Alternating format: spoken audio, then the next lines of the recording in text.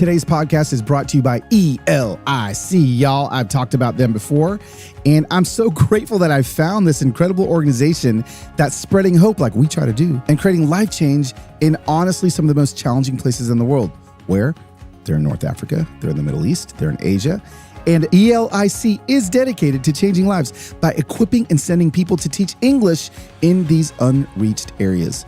But Carlos, why do people need to know English? Why can't we just speak their language? Can I just tell you the truth of the matter is English is the global language, and it is the language that a lot of content, a lot of things that people are going to end up getting is going to be written in, spoken in.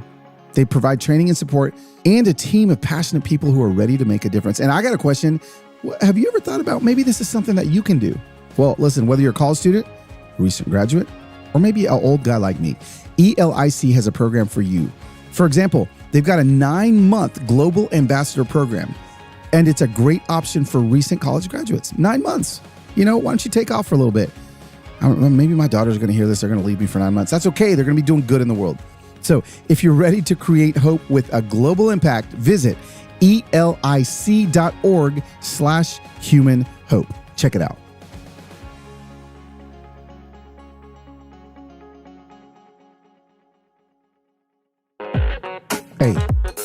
Hey, y'all know it. Men, women, and children, hope is in the building. Hey. What is going on, Human Hope Familia? Welcome to another episode in the parenting series, episode 124. Today we're talking about phones. Oh man, that's right. Telefono, not a telephone, smartphones, TVs, screens, all the things. Hold on. Dr. Delight's going to just finish this strong here. Put the needle on the record and the drum beat goes like this. All right, there we go. Thank you, Dr. Delight.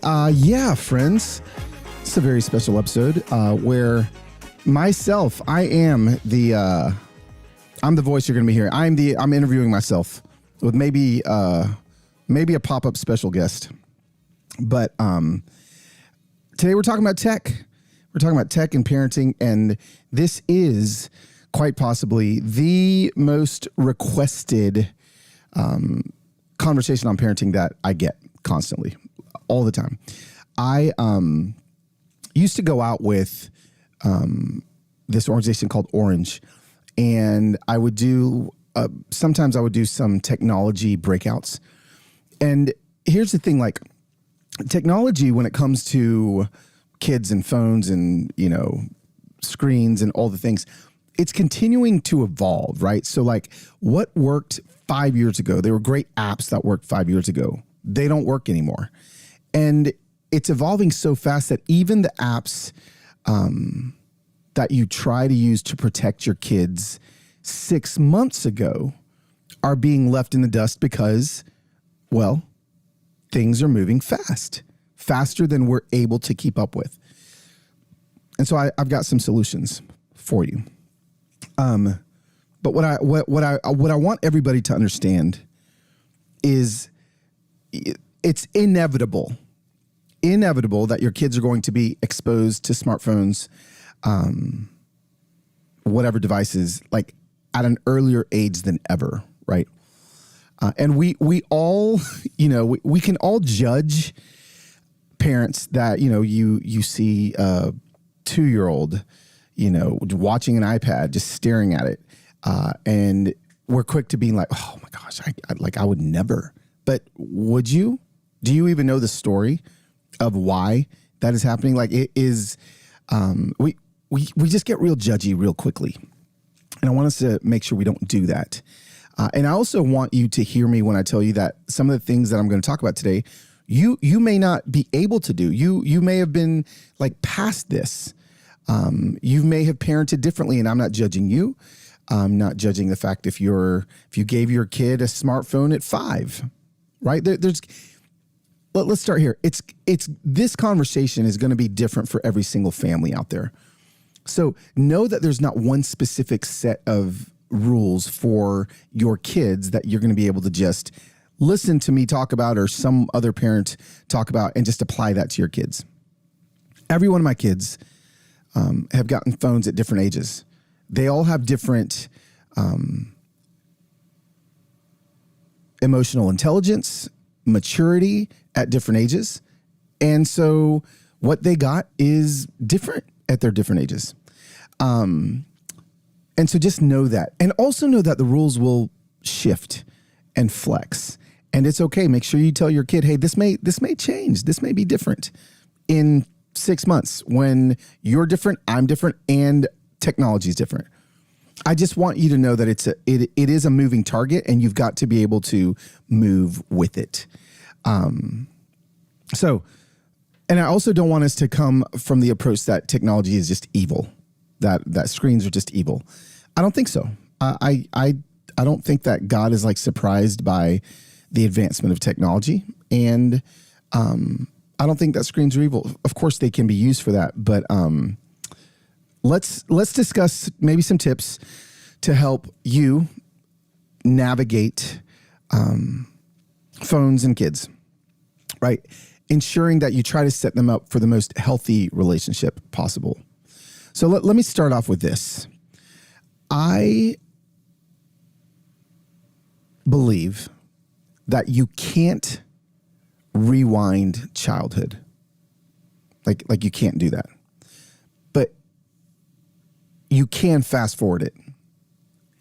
And why in the world would we want to fast forward our kids' childhood to a place where they can't ever go back to who they were, right? Like when you hand your kid a phone, the opportunity for the acceleration of their childhood to fast forward to places maybe you didn't ever want them to be at or go is right in front of them. So this is what I would say to start with. If you're just starting to have these conversations, wait as long as you possibly can to give your kids a phone. Wait as long as you can. Now, for some of you, that's, you got kids going to public school. I mean, listen, there's all kinds of dangers now. You want to make sure you can get a hold of your kid. I would wait as long as possible to give your kid a phone because they are addictive. We all know. And there's just, I think that there's less need for them than we actually think there is. I come from the generation where we had computers, and computers were the thing that we could find out all the information we needed on, and they still are. I've gotten to the point now where I've actually taken my email off of my phone, and the only place I check it is on my computer. Why? It's less time on the phone.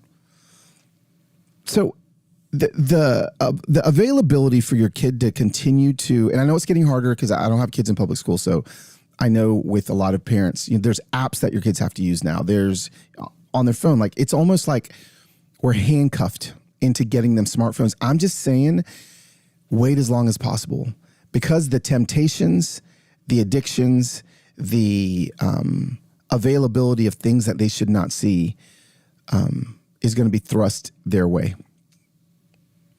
And I just think that we're giving them a loaded weapon. It's a loaded weapon. And a lot of times we just hand it to them with no training or anything. So the first thing I'm going to say is wait as long as you can. Losiah was 16 when we gave him his phone. His sisters were 13, maybe. We waited longer. I honestly, I wish I would have waited till he was a little later. But here's the thing: like the way that they communicate now, the way that his friends communicate is all through their phones. Like they don't. It's how they FaceTime. They talk during video games. They're using phones for really.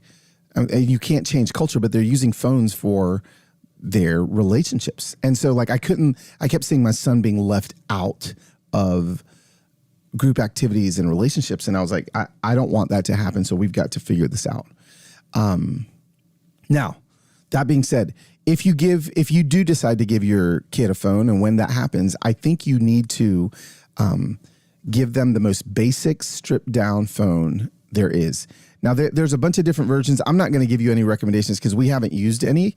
But I know there's like Gab phones. You just Google like smartphones for kids that come without internet access, without social media, without all of those things.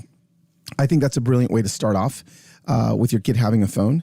Give them a dumb phone, a way that they can text you or call you, but that's really it. And a lot of the conversations though come from kids that are either now, this is just crazy, getting picked on because they don't have the newest version of a phone. They've got an old phone. So now instead of outfits, kids are trying to keep up with the phone model that their friends have. It's just another thing. We can't rewind childhood, but we certainly can fast forward it. So wait as long as you can. That's the first thing I'd say. Second thing is really set age appropriate boundaries, right? Like establish clear guidelines. So like younger kids, if you have younger kids, obviously like, I'll give you this example. So Hayla, when she was an infant all the way, to a toddler, we would put on, I think Heather may have talked about this in our earlier episode, but we would put on Baby Einstein. Remember Baby Einstein, for those of you that are old like me? It was just like a VCR tape we'd stick, or maybe it was a DVD. We'd stick into the DVD player. And it was just, I don't know, it was like little puppets, and she would watch them, and it was set to classical music, and she would just stare at it. And we knew, Heather was like, man, I can take a shower for 20 minutes and just stick her in front of this thing. And she would just stare. So like screens are screens, right? Like just make sure that you're using age appropriate boundaries. Here's a little data point I need us to understand. I say this a lot in my live talks. You want to set boundaries, especially with screen time for your kids, because the average American uses their phone 5 to 6 hours a day. That's how long they stare at their phone. And hey, let's just do the math right now.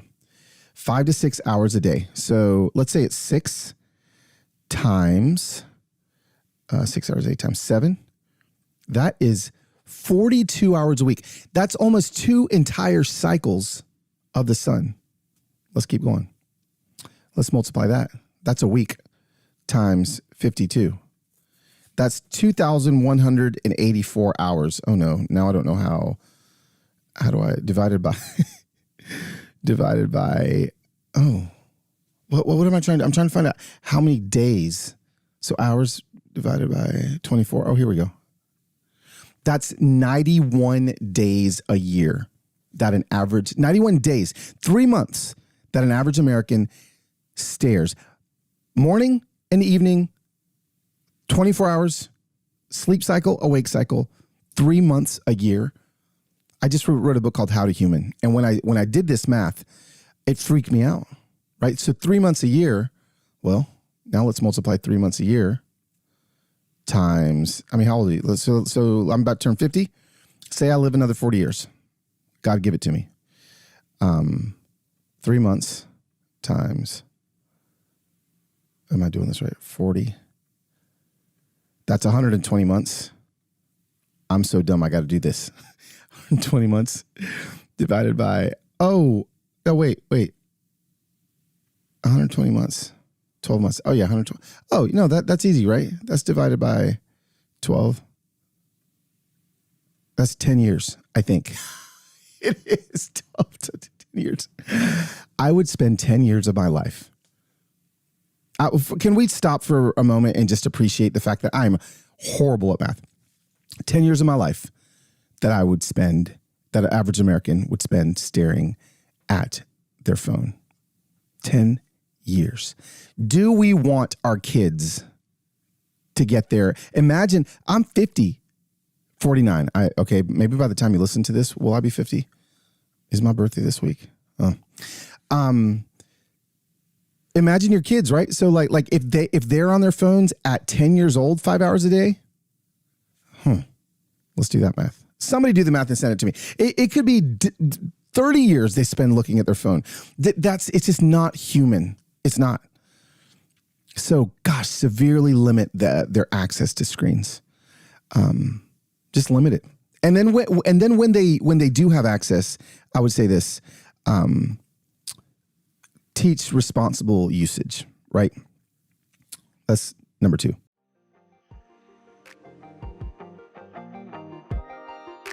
Our next partner is Athletic Greens. Yes, I still take my AG1 by Athletic Greens every day.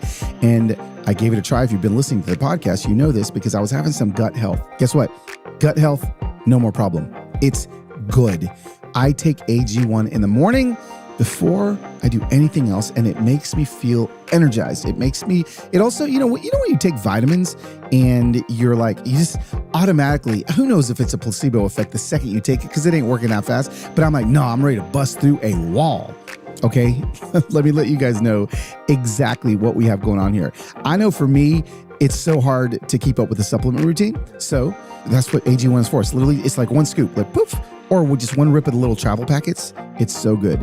And so instead of taking a bunch of different things, just take one scoop of AG1. It was designed with ease in mind so that you can live healthier and better without having to do a whole lot. Gives you increased energy, mood support, and it makes it easy. That's what I love about it. Okay, so this is what I want you to do.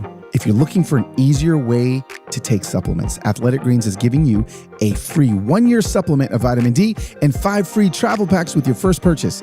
Go to athleticgreens.com/humanhope. That's athleticgreens.com/humanhope. Please, fam, go check it out.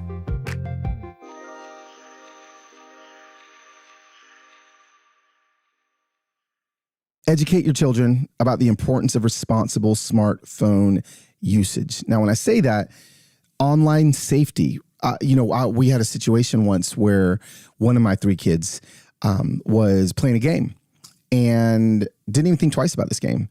And then I dug a little deeper into the game. It was like he was building lands somewhere, farms or something. And I saw that there were people trying to chat with him. I said him. Narrowed it down just like that. And he actually hadn't seen the chats yet because they were unopened, but I opened them and they were definitely people going like, hey, how old are you? What are you doing? Like, you, as a parent, you have to be like just as forward as you would if your child was in the hospital, right? And you're going to be an advocate for their health and the doctor comes in and when Sohaila was in the hospital, we were like calling the doctor over. No, explain to us exactly what's going to happen. Why are you doing this? Like asking every single thing. You got to be an advocate for your kids' technology as well. So you want to dig as deep and as far down. If you're going to hand them a phone, every single thing that goes on in that and on that device, you have to know about. You can't just give it blindly. If they're going to download a game, sure, you can download a game. I'm going to download it first and I'm going to unpack that thing. I'm going to dig to the bottom of it, to the bowels of the game to see, is there any way for somebody to contact you? Is there any way for you to access the web? There was another game that you never would think, but had a browser inside of the game. I'm telling you, parents, you have to be an advocate. You have to be an advocate as you teach them healthy boundaries. And I know this can feel overwhelming and scary. Some of this they're going to have to, you're going to have to figure out the hard way. Something's going to happen and you're like, man, I wish that didn't have to happen, but you just are going to have to live it. But what you can do on the front end, as much as you can, do it, right? Something else is that I think we need to teach our kids when it comes to technology is teaching them the respect for others' privacy, not just their own, right? Obviously, I tell all my kids, anything you put on the internet, I don't care if it's a private DM, is public. The world's going to find out. But something that I think I've had to grow in myself that I think is really important learning is protecting other people's privacy, right? So like, for instance, when I'm doing a giving blitz, I tell the person now, I didn't all the time at the beginning, but I tell the person now, hey, I'm filming you. And before, what I used to do is I used to film them and then ask them for their permission to post it afterwards. I just think that we're getting to a place where we're forgetting how to human. And now my human thing is like, hey, I'm gonna record for a second. Is it okay if I record you? And I'll just ask him. And so, you see viral videos now that are going viral of people that, they're being recorded without their permission. And you know what? There's nothing illegal about that. You can stand outside of a store and you can record everybody walking in and out, even if it makes them uncomfortable. There's no law forbidding it. But there should be some human gut check, and teach your kids about that. I think it's important, that they know that they need to protect the privacy of other people as well. So yeah, it's different if I'm filming myself walking through an airport and there's people walking by me, as opposed to me turning the camera and filming them specifically. I just think that that's something we need to teach our kids. They now have a powerful tool that they're able to shoot video and upload it for the world to see in 1 second. So, I had another example of something that happened to me. I even tried to cover the faces. I covered the faces of somebody. There was a traffic accident that happened, and I was like, I started filming it. And halfway through, I was like, wait a second. Even if I cover the faces, even if I do this, these people don't want, what if somebody recognizes their car that follows me? I just have to be extra careful. And I'm trying to show my kids how important it is that we do that as well. So, again, let them know and teach them respect for others' privacy as well. Here's a key. Be the role model. There's nothing worse. There's nothing worse than you telling your kids to stay off their phones and you're on your phone 8 hours a day. Listen, you all have smartphones. Almost all of you. I know a few of you that don't. And you got a little notification that will pop up every single week. At least if you've got an iPhone, I know it's on Sundays, and it's like, here's your weekly screen time report. Now, if you're telling your kids to stay off their phone, but you're on yours constantly, well, it's useless. Don't tell them to stay off their phone unless you can stay off of yours as well.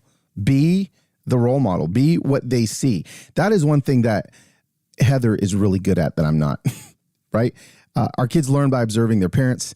And I feel like my kids, because of Heather, do have healthier boundaries with their phones than some kids their age. I have to work on it. So, but anyway, be a role model. It's something I'm preaching this to myself. Also, let them know that you are the parent and this is not their private world. Just like I still, if my kids live in my home, I have every right to go in the room and look in their drawers. And as the parent, I am not their friend. I am their dad. We'll end up being friends. But in a current season, especially for Losai, as I'm developing a friendship with him, I'm still his dad. And so everything on his phone, every text message, everything is able to be viewed by me. Now, here's the thing. We give and take. Therefore, every single thing that I do on my phone, he can search and he can look and he can find anything and search everything on my phone that he wants. It's a dual relationship, an equal relationship. So he knows that he can search on my phone just as much as I can search on his. And guess what? He'll do it. Sometimes he'll scroll through my text messages more for the entertainment of what I'm texting to people. But just let it be known that you're the parent, and you would never let them put a lock on their door in their bedroom and do whatever they want in there. Why in the world would you do that with their phones? Because their phones are a lot more dangerous than their bedroom. So let them know that this is not a hey, this is your private thing. This is our thing. And and also I do think to myself, my son's 17 now. He's going to move out at some point and just have his phone. So everything I'm doing with his phone right now is preparing him for the freedom, the total freedom he's going to have. And he's going to make mistakes, but I'm just trying to prepare him for that day. One thing I definitely would do is to use parental controls. Listen, they're on an iPhone. You can go to parental controls right now and limit how much game time they're using, how much time they're on Netflix, how much time they're on YouTube, what words they're searching, what words they can't use when they're searching, if they can use Safari or not. You can shut off apps. You can turn the phone on. It's all in parental controls. I'm not going to give an entire, if you want me to, I can do that on maybe another, a YouTube video or something. But that's one thing that I've gotten down, that I've helped a lot of my friends that I thought, knew how to do this, setting up parental controls on your kid's phone is massive, because what it does is it allows them to have their phone with a little bit of like independence. But I get alerted if anything goes left or right. I know this. Kids are getting smart to be able to, hack around the backside of that bad boy, just like hackers did in 1996. So you got to just stay ahead. If you're not willing to do the work, to put in the work as a parent, to stay ahead of the learning curve and to constantly learn, then don't do it. Just don't give him a device that is free and unlocked until you have the capacity to make sure that you would not hand your kid a loaded gun if they've never had training on it. If you've never had training on it, if you didn't trust that they knew what they were doing, you would never do that. So why would we give a kid a phone like that? Lots of rules. Let's see here. I took a couple notes here. And obviously something that's huge is encourage offline activity. Games are big. My son loves games. I'm a gamer. I grew up as a gamer. I grew up I had the very first PlayStation. I had the Atari. I had the Intellivision. I had the Commodore 64. I had it all. And I have an addictive personality, and I know how many nights I played Tomb Raider till 2 a.m. in college, or Madden or FIFA. Me and my son love to play FIFA. All of these things are great. Even if your kid accelerates in e-gaming, which I think is awesome. I've got a friend of mine, his son is a professional e-gamer. Like, he gets paid hundreds of thousands of dollars a year to play video games, but he still goes outside and plays basketball. He actually now started playing pickleball. Just making sure that you're balancing what it is that they're, doing. Get them outside more. I just remember when I was a kid, my mama would lock the door. She'd leave a couple cans of Dr. Pepper outside. We could come feast on that. We could talk about that in another episode, but just get them outside as much as they can. It's just becoming less and less of a thing. You watch Stranger Things, and man, the reason why it brings all the nostalgia back is because, the only technology they had was their walkie-talkies, and they're on their bikes and they're out. It just doesn't happen anymore these days. And we can blame technology for that. 100%. 100%.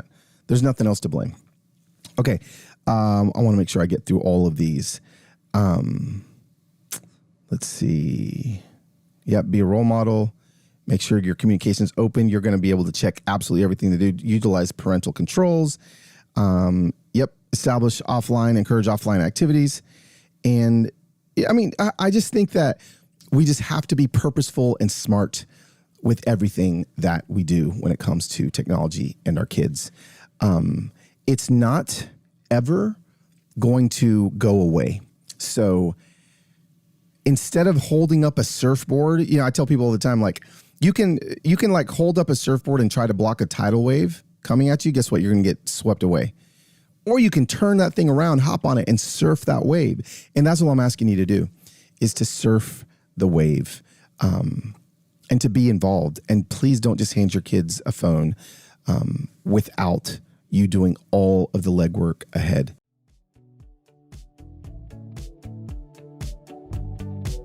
Just the other day, it came back in the mail, my Hiya. Now listen, I need you to give it a shot. Hiya is not just a vitamin that your kid's gonna love. Trust me, you're going to love it too. While most kids' vitamins are filled with 5 grams of sugar, y'all know I talk about it all the time. Those are so bad. They're actually not even good for your kid. They're bad for your kid, but Hiya is made with 0 sugar and 0 gummy junk. Yet it tastes great and is perfect for the picky eaters. And I made a decision this week to sneak a Hiya vitamin to one of my friends, Martha, and her kid when he came over. Now, I did not just stick the Hiya vitamin in his mouth. I said, hey, can I try this on your kid? And she was like, whoa, he scarfed that down. Why? Because Hiya tastes amazing. And it's formulated with the help of nutritional experts.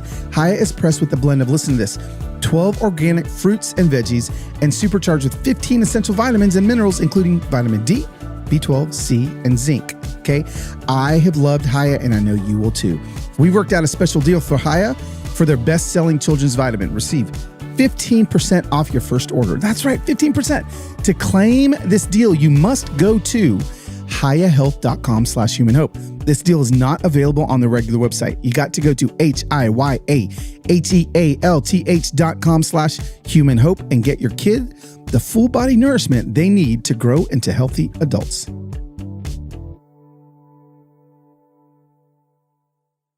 I'm going to keep this one short. I think I don't want it to be a doomsday episode because you've seen the good that can happen with technology. Like you see what the Instafamilia does.